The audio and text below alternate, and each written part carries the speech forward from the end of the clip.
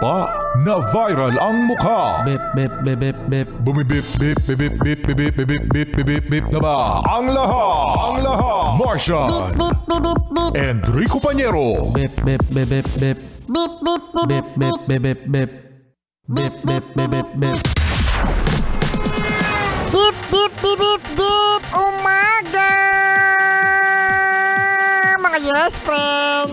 Ito na ang 101.1 Yes FM Balitang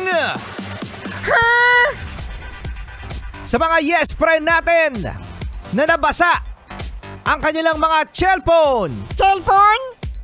Naglabas ang isang sikat na brand ng cellphone. Apple. Di ko na sinabi.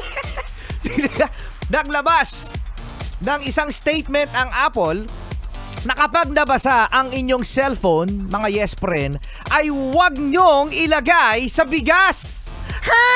Yes, isa yan kasi sa mga hack na nakikita natin online na kapag ang inyong cellphone ay nabasa, ayan ay ilalagay sa bigas. Kasi naniniwala ang ibang mga yes friend natin na kapag nilagay mo ang iyong cellphone sa bigas, nakaka-absorb ng moisture.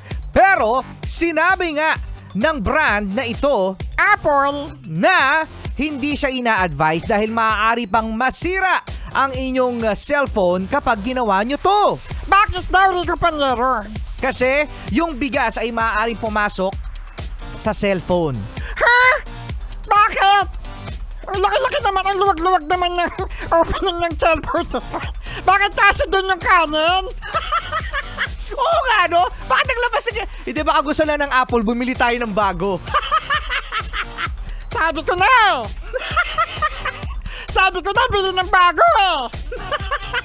Pero actually, mga yes friend, hindi lang yan sa Apple, kung hindi sa lahat ng cellphone. Kasi isa lang naman din yan eh. Ganun lang din naman yan. Kapag nabasa ang inyong cellphone, mga yes friend, ang gagawin daw ganire. Sige, paano, Rico Pañero?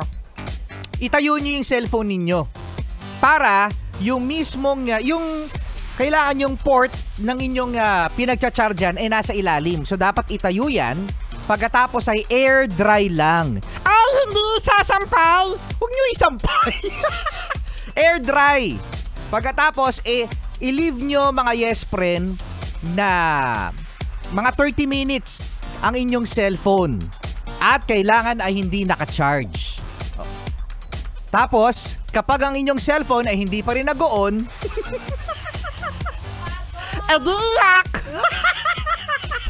Di iyak na lang, di ba, chat si Megan? Kasi, yan, kaka-cellphone nyo yan kasi. Kaka-cellphone ko kasi. Tapos meron pa mga yes pa rin, ina-advise na ang mga cellphone na sinasabing water resistance, walang water resistance na cellphone. Wag! Hangal! Okay?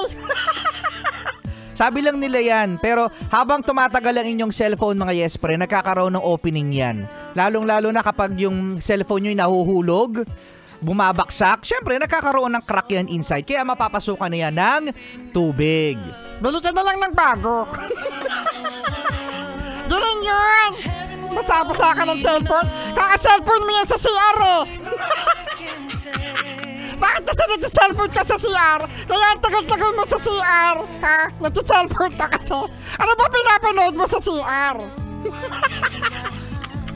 Bakit ka nag-cellphone sa CR? Nanonood ng Netflix. Ay, walang naniniwala sa'yo.